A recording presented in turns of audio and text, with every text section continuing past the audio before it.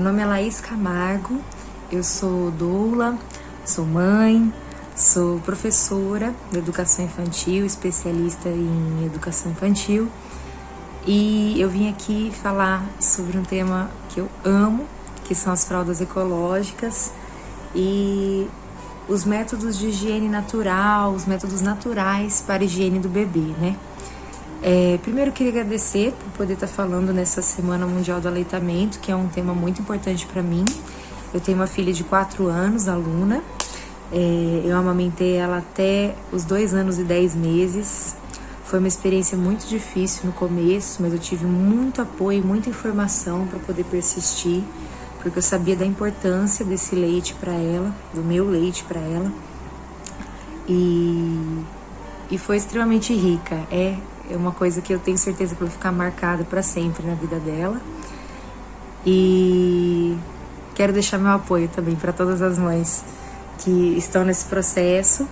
Não desistam, busquem informações, vão atrás de fontes confiáveis, de pessoas para te auxiliar nesse processo, porque vale muito a pena. Então vamos para o tema. Com relação às fraldas ecológicas, eu conheci quando minha filha já tinha 3 meses e me incomodava muito a quantidade de lixo que eu produzia. Eram entre 10 e 15 fraldas por dia sendo jogadas no lixo, muito plástico. E eu sentia que quando eu colocava aquela fralda descartável na minha filha, ela não estava respirando, a pele dela não respirava, não fazia a função que era para a pele, né? Respirar, transpirar. Depois eu comecei a pesquisar mais, falei, nossa, são 500 anos, né, para decompor o plástico. Então, a primeira fralda descartável que foi usada no mundo, que foi a nossa grande libertação, nossa, tem fralda descartável, que maravilha, né? É uma maravilha. Essa primeira fralda usada ainda está na natureza. Então, eu comecei a criar essa consciência que não existe jogar fora, né? Jogar fora de onde? Jogar fora do planeta? Não existe esse jogar fora. Então é algo que a gente tem que trazer assim para consciência mesmo. Eu falo que eu não sou um exemplo assim de pessoa extremamente ecológica, ela é vegetariana, é isso e aquilo. Não se trata de ideologia ecológica num todo, sabe? Se trata de consciência mesmo com o que você quer deixar para o planeta que os seus filhos estão crescendo, né? Então, o que eu posso reduzir de impacto ambiental, eu faço a minha parte. Então, eu vim mostrar que as fraldas de pano, as fraldas ecológicas, são muito mais simples do que a gente pensa. Antigamente, a gente chamava de calça plástica, né? Hoje, elas são super tecnológicas. É um tecido já desenvolvido para evitar vazamento e, ao mesmo tempo, deixar a pele fazer essa função de transpirar e facilitar a lavagem, claro, principalmente porque a gente tem o advento. Eu falo que essa é a grande evolução, não foi a fralda descartável, foi a máquina de lavar com centrifugação. Então você coloca ali dentro todas aquelas fraldas, aperta o botão e tá feito. As fraldas ecológicas funcionam assim. Eu tenho uma loja chamada Fantástica Loja de Encantos, que tem vários produtinhos, né? Que eu utilizei na minha filha, e nessa crença de as pessoas precisam ter acesso a isso, as pessoas têm que conhecer, eu acabei começando a revender diversas marcas de mães no Brasil todo.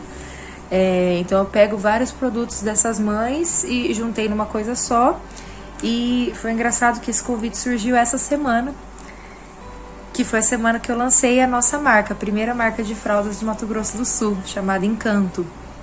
Essa aqui é uma das nossas fraldas.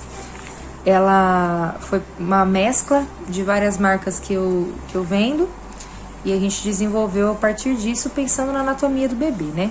Então, essa aba é de lycra, ela é elástica, e esse monte de botãozinho, deixa eu pegar uma outra cor que dá pra ver os botões melhor. Aqui, esse monte de botãozinho serve para quê? Para acompanhar o crescimento do bebê. Então, a gente usa a mesma fralda a partir dos 4 quilos da criança, tem até algumas fraldas para RN mesmo, né? Às vezes nasce menorzinho, até o desfraude, até os 17, 18 quilos. e vocês vão ver depois, tem depoimentos de algumas clientes e amigas que usaram em mais de um filho. Então tem gente que usou, que tem 3 filhos, que usou esta fralda no primeiro, no segundo e no terceiro filho. Depois que você usa, as fraldas da minha filha, eu revendi para uma pessoa que teve filho e tá reutilizando as fraldas que a minha filha usou, tá usando na filha dela. Então é uma cadeia muito grande, né? Uma roda de mulheres assim e pais que vão compartilhando da mesma ideia. Então é isso. A gente mexe aqui nos botões, gruda um botãozinho no outro aqui embaixo para ajustar a coxa do bebê e ajusta na cintura.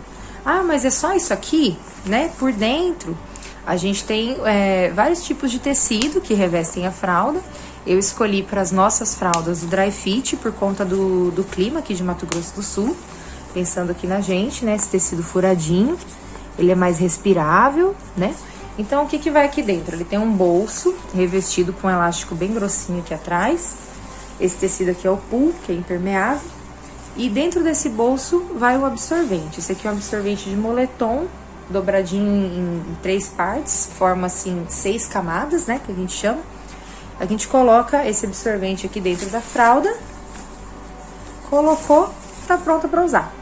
Colocou no bebê. Ah, fez um xixi. Beleza, a gente tira o absorvente, coloca lá no balde, vai separando. Ah, foram 10 fraldas, 10 trocas ao longo do dia. Beleza, pega todas essas, põe dentro da máquina, aperta o botão, estende, secou, tá pronta para usar de novo. Então, não é uma dificuldade tão grande quanto a gente pensa. Ah, mas e o cocô, o temido cocô? Fez o cocôzinho aqui, né? Você tira o excesso lá no vaso sanitário com uma duchinha, saiu o excesso, mesma coisa, deixa lá no baldinho, não precisa pôr de molho e põe tudo pra lavar. Lavou, tá novo, gente. Então não tem essa dificuldade que a gente pensa, né? Todo mundo que começa a usar relata que as crianças criam mais consciência do próprio xixi, do próprio cocô, as assaduras diminuem imensamente, somem praticamente. Então, é um universo, assim. Tem muita coisa legal agora nesse sentido. A gente tá evoluindo, assim, de uma forma bem bacana com relação às fraldas. Eu trabalho também com algumas pomadas naturais. Pomadinha para tosse, sempre pomada dermatológica, pomada para cólica. Sempre nesse sentido, assim, de utilizar a natureza a nosso favor, né? Os óleos essenciais fazem a ação dentro da pomada. Tem alguns outros itens que a gente pode aproveitar para fazer a higiene do bebê de forma menos agressiva para a natureza. A gente pode trocar o algodão por um disquinho de crochê, um linerzinho de pano. A gente pode trocar a pomada que vem no tubo de plástico por uma pomada natural que vem no potinho de vidro reutilizável. Usar óleos, né? Então tem várias formas da gente reduzir o nosso impacto, assim. Eu convido vocês a fazerem essa troca. Uma fralda que a gente troca. Eu quero comprar uma fralda para ver se eu vou dar conta. Isso aqui, em uma semana, já economiza 7 fraldas descartáveis. Se você tiver 2, já economizam 14 fraldas descartáveis. Então, multiplica isso, né? E vai pensando no quanto você vai economizar financeiramente e no quanto você vai reduzir de lixo. Várias pessoas agora na quarentena, assim, no isolamento, começaram a me procurar no sentido de que viram essa quantidade de lixo absurda que estão produzindo, né? Que estamos produzindo. Não vou me eximir da culpa, porque tem outros lixos que eu também produzo desnecessários. E procuraram assim nesse sentido, deixa eu ver como é que é. Compraram uma fralda, na outra semana falaram, nossa, gostei, quero mais uma. E aí isso foi crescendo assim e perceberam, nossa, é muito mais simples do que eu pensava. Então convido vocês a fazerem esse teste. É muito bacana, é uma experiência muito legal de conexão mesmo com a criança. E vocês vão gostar, garanto. Qualquer dúvida, estou à disposição. É só me procurar, tem meu WhatsApp, a gente tem um site, tem o Instagram da loja, tudo de forma que vocês me acessem facilmente. Eu auxilio nesse processo, indico vocês a melhor forma de começar, as quantidades. Então, deixo aqui esse convite para a gente olhar para esse lado, né, de como a nossa criação vai impactar no futuro, assim, dessas crianças, né? A gente olhar um pouquinho além. Com relação à educação, eu sempre falo que é exemplo, né? A gente sabe, na verdade, que são exemplos. Às vezes a gente fala pro filho, não põe o dedo na boca. Aí você tem mania de roer unha e tá sempre mostrando pro filho que você mesmo não dá conta, às vezes, de parar de roer unha, por exemplo. Então a gente tem que dar esse exemplo, né? E é isso. Espero que possamos fazer várias trocas e impactar cada vez mais de forma positiva no nosso planeta. E persistam no aleitamento materno, que ele é maravilhoso. Pode ser doloroso, difícil, sim, mas as vantagens superam, com certeza. Busquem auxílio, busquem informação. E é isso. Muito obrigada.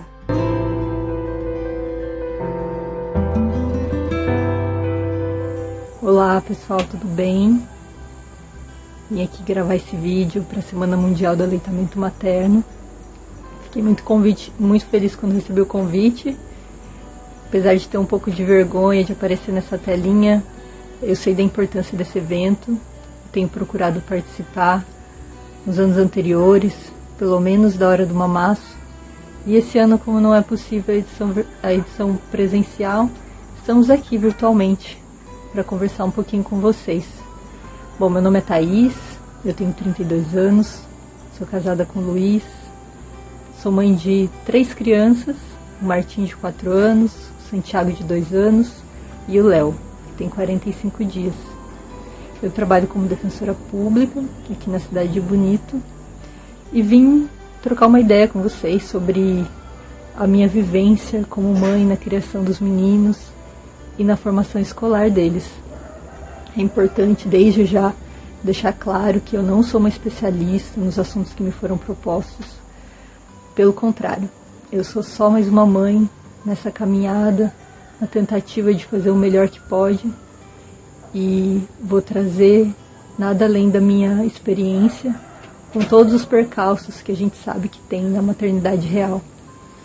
Bom, quando eu descobri a gravidez do Martim, eu não tinha nenhum plano de como eu seria como mãe, do que eu faria. A nossa história era mesmo uma história em branco.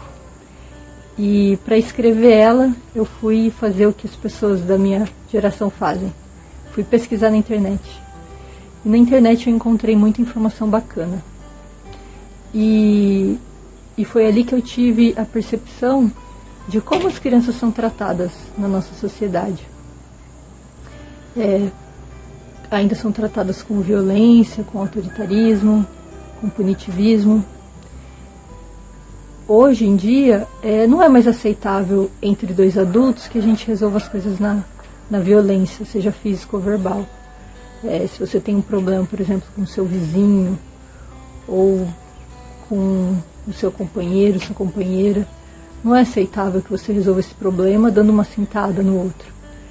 Mas ainda é socialmente aceitável que a gente utilize desses mecanismos agressivos para educar nossos filhos. E refletindo sobre isso, pensando sobre isso, eu e o Luiz decidimos que a gente queria procurar outros caminhos, né? Não julgando as gerações anteriores. A gente entende que tudo é uma construção histórica, social, que tudo tem seu tempo. Mas a gente precisa evoluir, a gente entendia aqui enquanto família que a gente precisava buscar outros caminhos. E foi nessa caminhada que a gente ouviu sobre a criação com apego, que para mim está muito relacionado também com a disciplina positiva, que ao meu ver é parte desse pressuposto de criar os filhos com amor e com respeito e com empatia, e considerando que as crianças elas não são pessoas de segunda classe, que têm menos direitos, menos desejos. Elas são pessoas como nós e merecem ser tratadas com respeito, com amor. E isso desde o começo, desde o momento da gestação, do parto, da amamentação, que é um momento importantíssimo de criação de vínculos. Então a gente buscou aqui em casa quebrar esse paradigma de uma educação, da educação que era posta para onde a gente podia caminhar. A gente procura tratar os filhos com aquela regra de ouro, né? Como a gente gostaria de ser tratado, sendo sensível às necessidades dele, respondendo aos comportamentos com essa sensibilidade, com esse olhar atento, utilizando de muito afeto. E é isso que a gente tem buscado aqui, por mais difícil que seja. A gente sabe que o dia a dia não é fácil. Tem a questão uma preocupação muito grande, uma crítica que se faz quando você opta por caminhar dessa forma, de que aquela criança vai ficar mimada, de que ela vai crescer sem limites. E quando você lê sobre isso, a permissividade também é uma forma de negligência. Deixar a criança fazer o que quer também é uma forma de violência. Então é claro que essa criança precisa dessa margem, desse limite, precisa ser guiada. Mas isso também não quer dizer que para impor essa margem e esse limite, ela precisa ser violentada e ser desconsiderada em toda a sua existência. Então esse tem sido o desafio nosso, de procurar esse equilíbrio.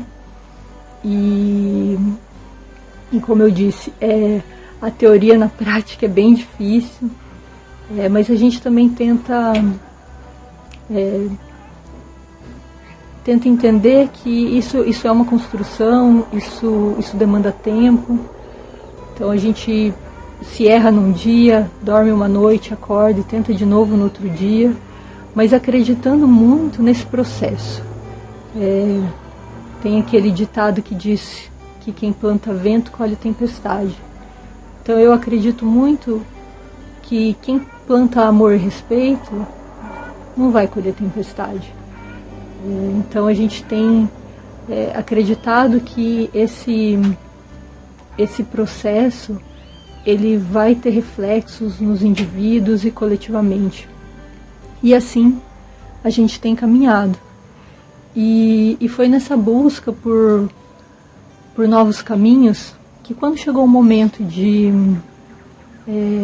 do Martim começar a frequentar um espaço escolar, que é o nosso filho mais velho, a gente se questionou também sobre, e agora, né?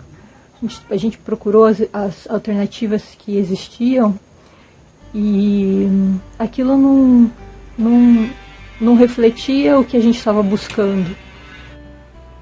Quando chegou esse momento de inserir o Martim nesse espaço educacional, a gente já estava nessa busca por uma ampliação da nossa consciência.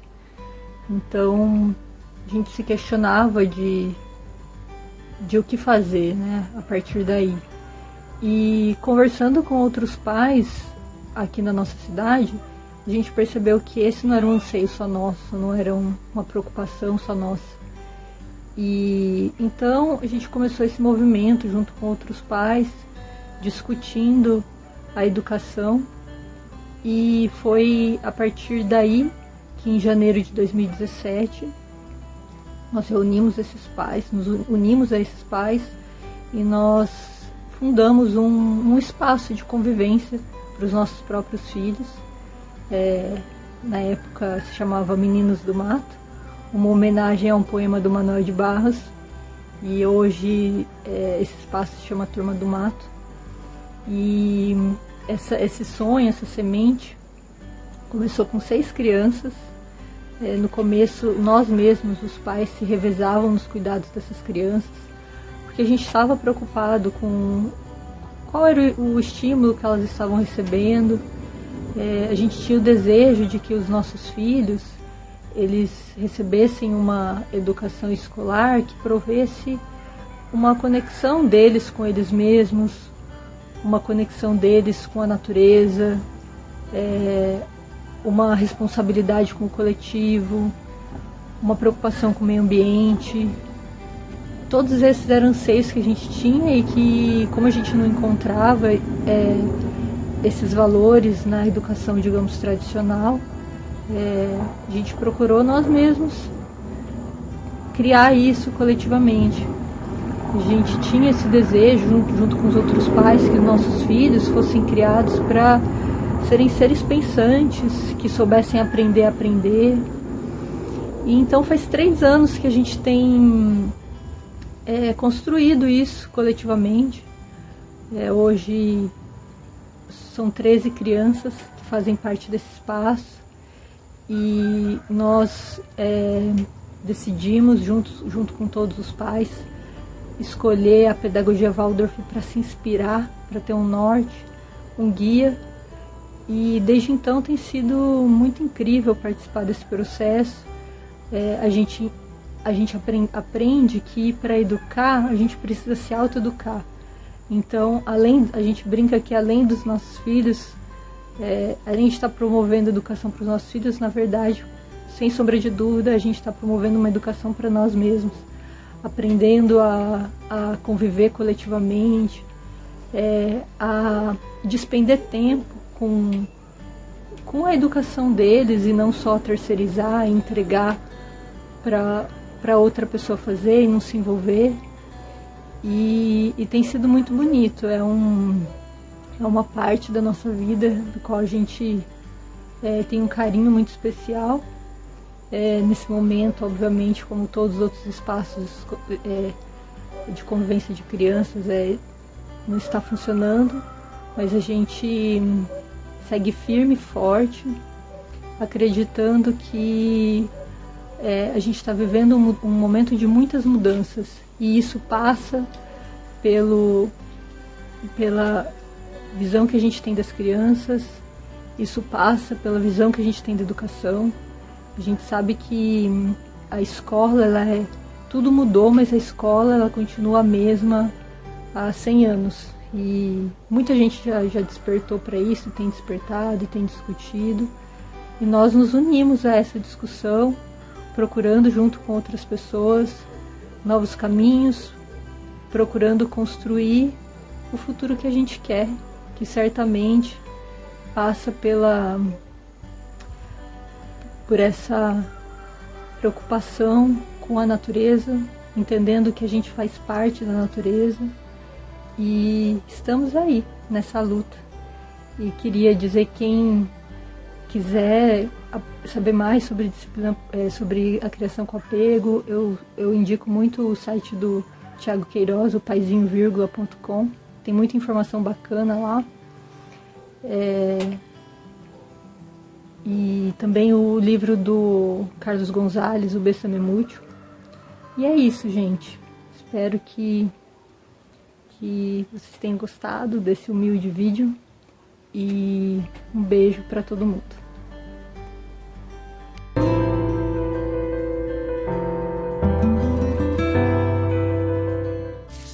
Oi, gente. Hoje eu vim aqui mostrar pra vocês como é que eu faço a troca das fraldinhas de pano, tá? Aqui eu já tenho um kitzinho que tá pronto. Essa é uma fralda de microfibra e essa daqui é uma de carvão de bambu, até gasta, porque eu já uso fralda de pano já tem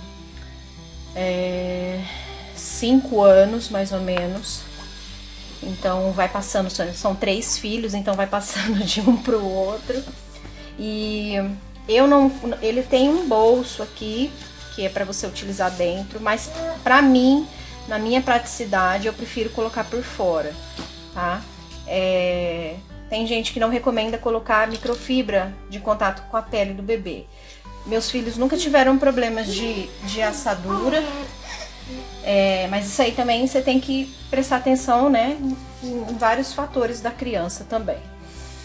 Então eu monto assim o kitzinho, coloco 2 fraldas, aqui eu regulo os botões, né, conforme eles vão crescendo, você vai regulando para menos ou para mais. E aí eu vou trocar ele agora. Né, mamãe? Aqui, ó, a gente abre, né?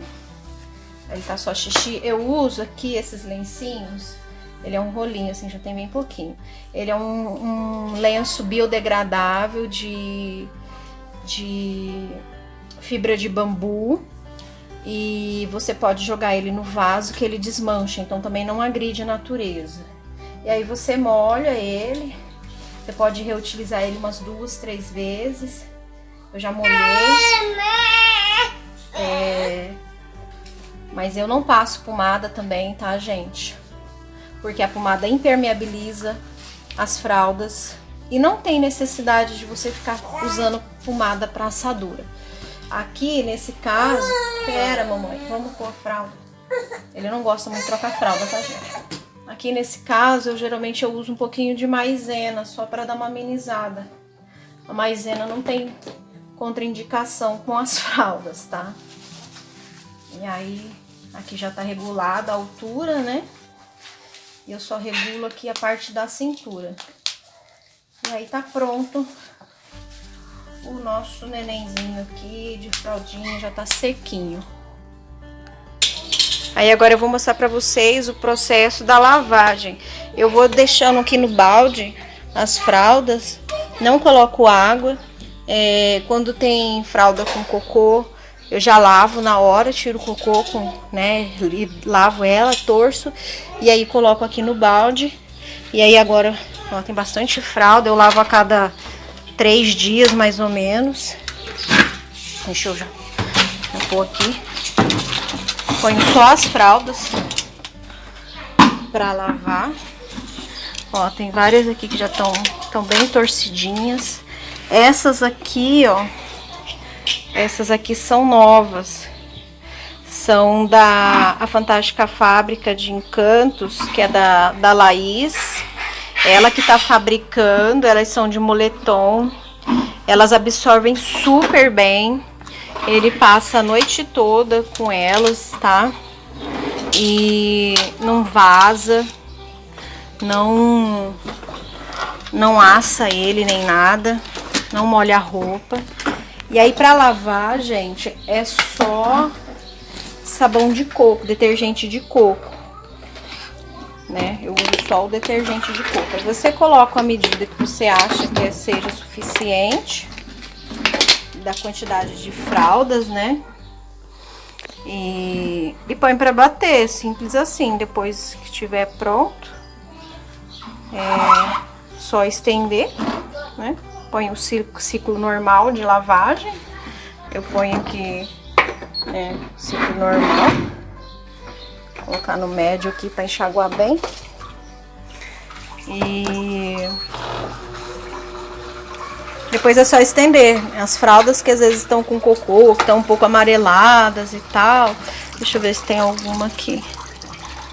Ó, essas assim, que às vezes fica manchadinho do cocô. Isso aqui depois quando vai pro sol, ele sai tudo. Ele fica limpinho, ele fica como novo. Então assim, também não tem essa preocupação de mancha e tal. Porque o sol, ele dá uma aquarada tudinho nas fraldas. E às vezes, quando começa a ficar querendo impermeabilizar por algum motivo e tal, vocês podem colocar um pouco de bicarbonato também para ajudar. Se tiver muito cheiro de xixi, pode colocar vinagre também. Mas é super simples o processo de lavagem. E vocês viram também para armazenar, também é super simples. Tá bom? É isso, gente.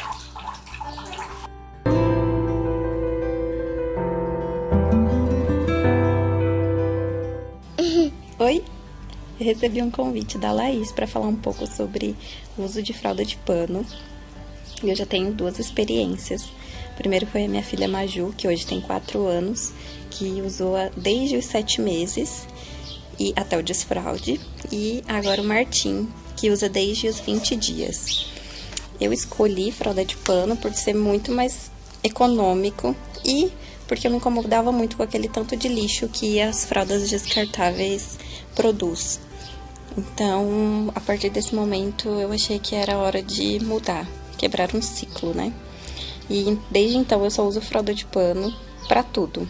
Pra sair, pra viajar, em casa, pra dormir, o tempo todo é fralda de pano e eu não trocaria por nada. Eu sempre incentivo as amigas a comprar e acho muito legal essa ideia de revolucionar, né? Porque a fralda que eu usei quando eu era criança ainda tá aqui no planeta. Então eu achei que era momento de quebrar esse ciclo com os meus filhos, fazer essa diferença e falar sobre isso também. Eu falo muito sobre isso no meu Instagram e eu vejo que as pessoas têm interesse em começar, mas acham que é muito difícil. E não, fralda de pano é muito fácil, é só você ter uma rotina de limpeza, igual lavar roupa. Você coloca a roupa pra lavar, você coloca a fralda de pano pra lavar e dá tudo certo. Então eu espero que vocês gostem desse meu relato, que tenham interesse em comprar fralda de pano. E qualquer dúvida, eu tô no @depoisqueparei2.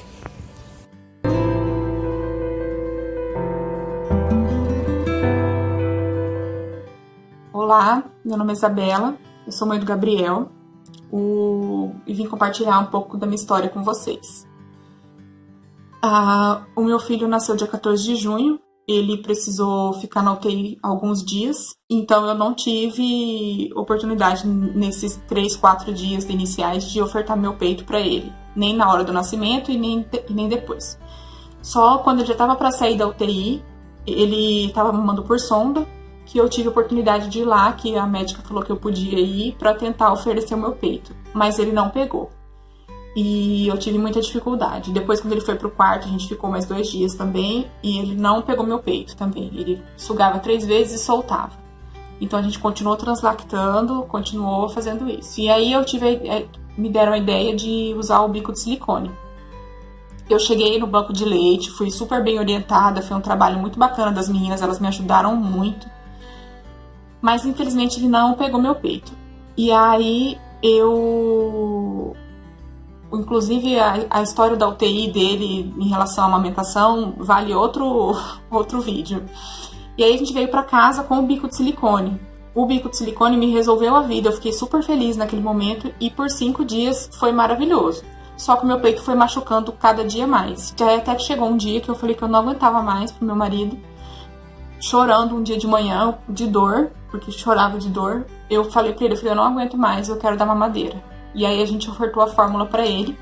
E nesse momento eu percebi que eu precisava de ajuda pra poder sarar o meu peito, pra poder estar inteira pra tentar ofertar novamente pra ele o meu peito. E aí a gente pediu ajuda pra uma amiga minha que é fisioterapeuta, e a Dayana, ela fez as ordenhas manuais para aliviar o meu peito. E a gente contratou também a Camila Bicharelli, que veio nos dar consultoria de amamentação. E foi um trabalho, assim, essencial, porque a gente conseguiu fazer sarar meu peito. Eu fiquei 1 semana ofertando para ele mamadeira em todas as mamadas do dia e da noite. E aí, no primeiro dia que ela veio, a gente já começou a tirar a mamadeira durante o dia, porque a gente começou a usar a sonda para fazer a translactação. E com muito esforço, claro, sempre, com muito apoio do meu marido, eu e ele persistindo em todas as mamadas, ofertando sempre meu peito.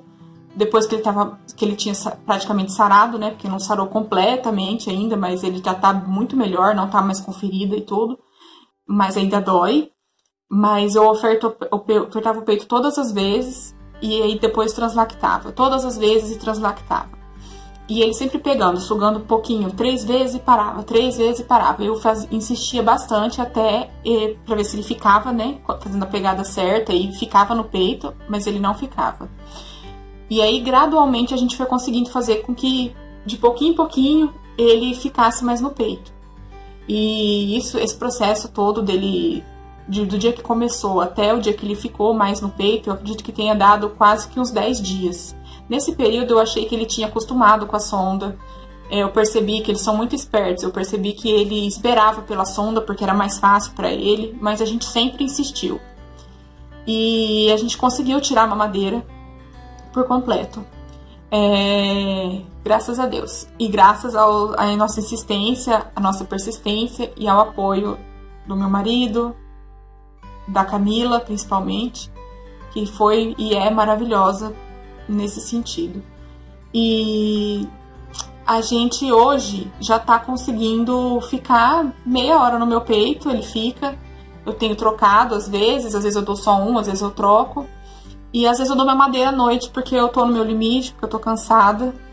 E o meu peito dói ainda quando ele pega. A pegada dele tá certa, é meu peito que é muito sensível ainda.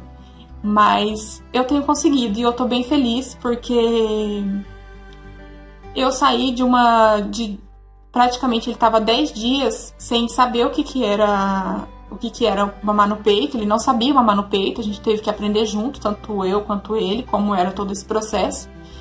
E hoje a gente conseguiu, e a gente conseguiu. E eu fico muito feliz de poder estar ofertando, mesmo que de forma mista, né, o meu mamar. Eu sei que o leite materno é o melhor pro meu filho, mas eu dou o meu melhor para ele.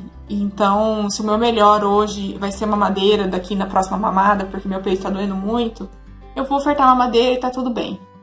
Mas eu tô muito feliz de um bebê que saiu da sonda, ele nasceu sabendo que era uma sonda só, e depois de praticamente 30 dias, a gente tá há 30 dias nesse processo de amamentação, de aprendizado, a gente já consegue fazer com que ele só fique no meu peito. Então, eu tô muito feliz com essa evolução toda. Ainda oferto a fórmula por uma orientação da pediatra, mas tenho dor, mas eu sei do meu limite. Então, a hora que eu estou cansada, a hora que eu sei que eu não vou aguentar de dor, eu oferto a fórmula e tá tudo bem. Eu não me sinto menos mãe por causa disso, eu não me sinto culpada. E a rede de apoio faz toda a diferença nessa hora. Porque a gente não precisa ser julgado, a gente precisa só ter apoio. E eu tenho certeza que a gente vai evoluir mais ainda, mas eu tô muito feliz com o que a gente conseguiu até agora. Era isso. Um beijo pra vocês.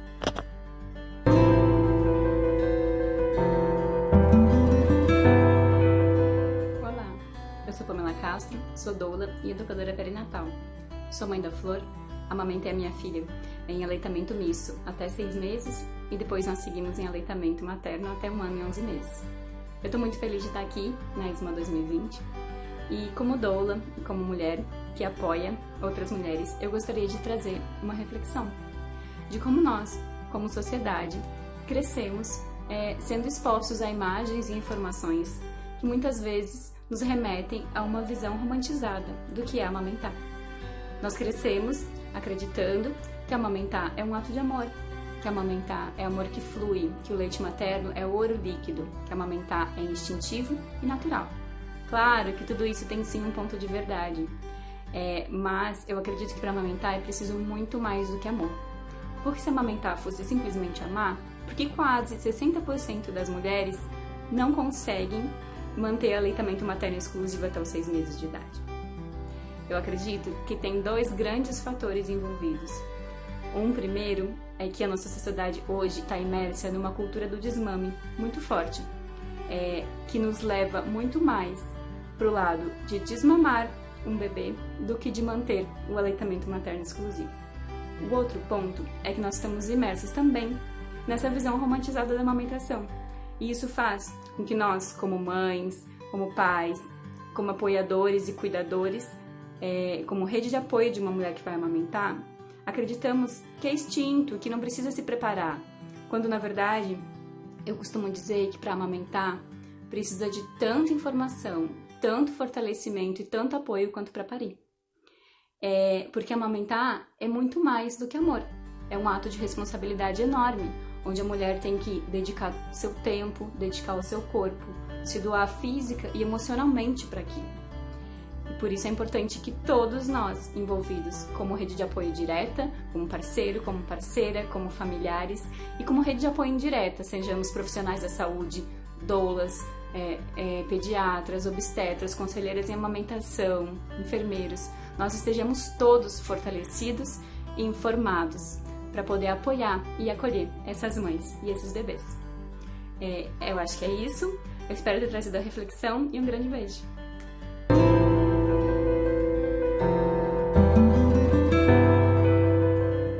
A amamentação para mim sempre foi algo natural, algo instintivo, e que se tem uma mãe com leite e um bebê com fome, é a dupla perfeita, até a Elisa nascer.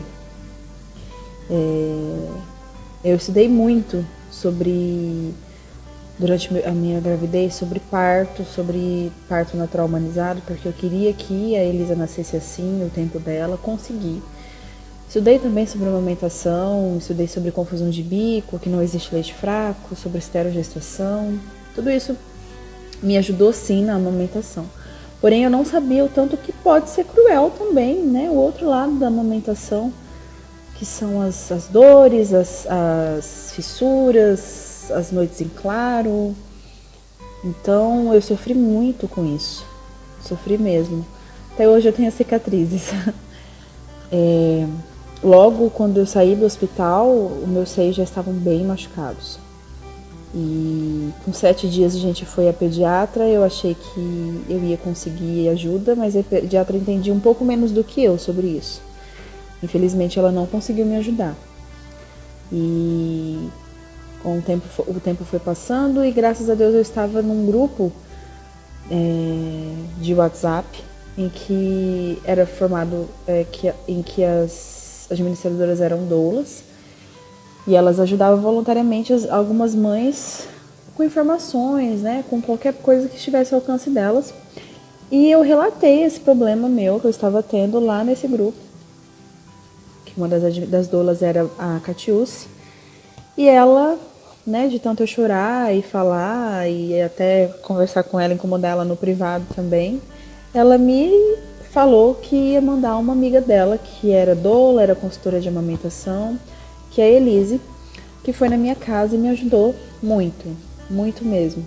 Ela me ajudou com questão de pega, com questão de como lidar com a minha produção de leite, porque eu estava no ápice da minha pojadura e estava muito cheio meu seio, eu não estava sabendo lidar com aquilo tudo, estava vermelho, então estava num processo inflamatório e os bicos estavam bem machucados também. Então ela me acalmou de uma forma muito grande, assim. E uma coisa que ela me falou até hoje, que eu não esqueço, que é: você pode chorar, você tá muito cansada, pode chorar. Deixa a Elisa dormindo, vai pro banheiro, tomar um banho e chora para descarregar essa alma. E aquilo calou fundo em mim, porque nada como fazer isso mesmo, né? No puerpério a gente precisa se entregar dessa maneira, né? Aceitar a nossa nova realidade, então é pesado pra gente. Junta isso a cansaço, a sono, a um bebê que demanda muito de você e ainda há problemas com a amamentação, então estava muito pesado pra mim mesmo. E com o tempo, os dias foram passando, eu ainda não tinha conseguido acertar a pega. E a Elisa tinha 22 dias e eu falei, isso não pode continuar desse jeito. Eu vou em algum lugar para que alguém possa me ajudar. Tinha um posto um PSF perto de casa. Falei, eu vou nele mesmo, chegando lá eu converso com as enfermeiras, talvez elas saibam o que fazer, me ajudem. Chegando lá, eu consegui conversar com a própria pediatra, consegui conversar com ela. E quando ela viu a situação do meu peito, já com 22 dias, ela falou assim, olha, tá muito machucado, não era pra estar assim com esse tanto tempo de amamentação, né? Já era pra estar estabelecido já. E como é que você tá amamentando? Falou pra mim. Aí eu mostrei pra ela, ela falou, peraí, só vamos ajustar isso. E ela ajustou a minha pega, e meus seios já não estavam tão cheios mais, né? Já tinha ajustado a demanda da amamentação. Ela ajustou a pega de uma maneira que a Elisa pegou, mamou e não doeu, mesmo estando bem machucado. E eu fiquei assim maravilhada, saiu um peso enorme das minhas costas. Eu só me senti tão bem assim 3 vezes na minha vida, que foi quando a Elisa nasceu de parto natural humanizado, dessa vez, e agora que ela dormiu a noite inteira, depois de 2 anos. Então, foi muito bom, foi libertador. E eu devo a minha amamentação, o sucesso da amamentação, a toda a informação que eu recebi, a toda a ajuda voluntária que eu recebi. Meu marido me ajudou também, do jeito que ele pôde, do jeito que ele sabia, me ajudou como pôde. E a gente conseguiu. Hoje a Elisa já tem 23 meses, mama lindamente ainda. Agora, nesse agosto dourado, ela faz 2 anos. Nós completamos os 2 anos de amamentação. Mínimo, né, de amamentação. E hoje eu tenho como objetivo ajudar muitas mulheres também que passam por isso. Porque é difícil, né? É muito difícil passar por isso sozinha. Então, quando você tem alguém que te entenda, que saiba o que você está passando, que passou por tudo isso também, e que te olhe de uma outra maneira, que não ache que é frescura ou que é capricho seu, que você quer amamentar o seu bebê, porque é mais fácil ir lá, parar de sofrer e comprar uma chupeta e uma mamadeira com fórmula, mas você quer amamentar o seu bebê. Então, precisa desse apoio, precisa sim de rede de apoio, e eu tenho como objetivo ajudar as mulheres, independente se eu conheço ou não. Se eu puder ajudar, eu ajudo. E eu espero que isso se estenda, né? Que elas também possam fazer isso quando surgir a oportunidade. Porque é assim que a gente vai fazer com que muitas mães consigam passar os 54 dias que um bebê recém-nascido é amamentado exclusivamente. E é assim que a gente vai melhorar a saúde das crianças daqui para frente. E melhorar a saúde das próprias mulheres. E é isso. Então, esse é o meu relato de amamentação. Eu só tenho a agradecer a todo mundo que me ajudou e que a gente eu e a Elisa continue por muitos tempo ainda, que eu não pretendo desmamar ela tão cedo. Quero que a nossa relação assim continue até quando ela quiser. E é isso. Obrigada por essa oportunidade.